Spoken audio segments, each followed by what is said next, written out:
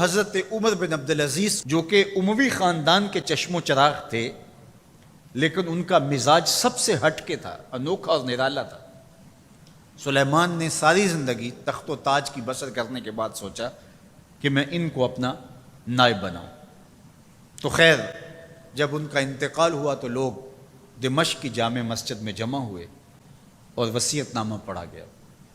تو حضرت عمر بن عبدالعزیز کھڑے ہوئے، فرمایا لوگوں، نہ تو میری منشا تھی کہ مجھے خلیفہ بنایا جائے اور نہ مجھے اس بات کا علم تھا، یہ میری منشا اور آپ لوگوں کی مشاورت کے بغیر کیا گیا ہے، میں اس سے دستبردار ہوتا ہوں، آپ جس کو چاہیں اپنا خلیفہ مقرر کر لیں۔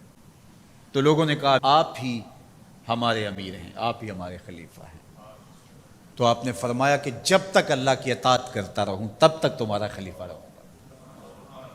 اور پھر آپ نے حکم نامہ جاری کیا کہ میری جتنی جائیداد ہے ساری بیت المال میں جمع کروائی جائے گی، اور جتنے بھی اموی شہزادے تھے ان کی جائیدادیں جو انہوں نے لوگوں کے ضبط کی ہوئی تھی سب کو بھگ کے سرکار ضبط کرنے کا حکم نامہ جاری کیا۔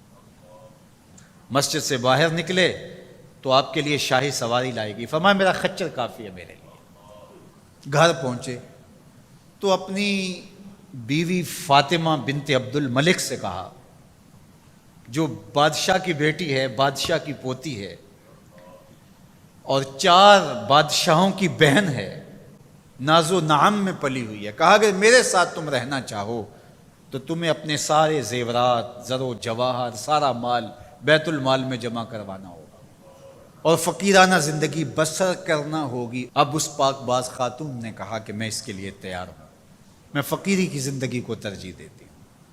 اب حضرت عمر رضی اللہ تعالیٰ عنہ نے صرف 2 سال 5 ماہ اور کچھ دن حکومت کی، اور 3 بر اعظموں پر سلطنت اسلامیہ پھیلی ہوئی تھی، اور آپ روتے تھے کہ ان لوگوں کا حق بھی میرے اوپر بلا مطالبہ ہے جو دنیا کے کسی بھی خطے کے اوپر اس سلطنت کی حدود میں بستے ہیں۔ عید کا موقع آیا، عیدگاہ میں جب لوگ ایک دوسرے کو مل رہے تھے تو امیر المومنین کے بیٹوں کے کپڑے خستہ تھے، پرانے تھے، پیوند لگے ہوئے تھے۔ تو آپ نے اپنے بیٹوں سے کہا کہ تمہیں شرم تو آ رہی ہوگی کہ امیر المومنین کے بیٹے ہو کے تمہیں ڈھنگ کا لباس بھی دستیاب نہیں ہے۔ تو آپ کا ایک بیٹا عبد الملک بن عمر بن عبدالعزیز جو آپ کی زندگی میں انتقال کر گیا تھا، اس نے کہا ہمیں اس بات پہ فخر ہے کہ ہمارے باپ نے خیانت نہیں کی ہے، ہمارا باپ دیانتدار ہے۔ جب گھر آتے ہیں تو آپ کی بیٹیاں آپ کو عید مبارک کہتی ہیں، آپ سے ملتی ہیں، لیکن منہ پہ کپڑا دھرا ہوا ہے۔ تو حضرت عمر رضی اللہ تعالیٰ عنہ عمر بن عبدالعزیز بولتے ہیں کہ بیٹی آپ نے چہرے کے اوپر کپڑا کیوں رکھا ہوا ہے؟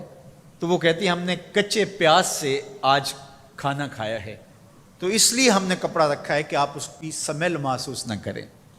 تو حضرت عمر بن عبدالعزیز رو پڑتے ہیں اور فرماتے ہیں کہ کس باپ کا جی نہیں چاہتا کہ میری اولاد آسودہ ہو، لیکن میں آخرت سے ڈرتا۔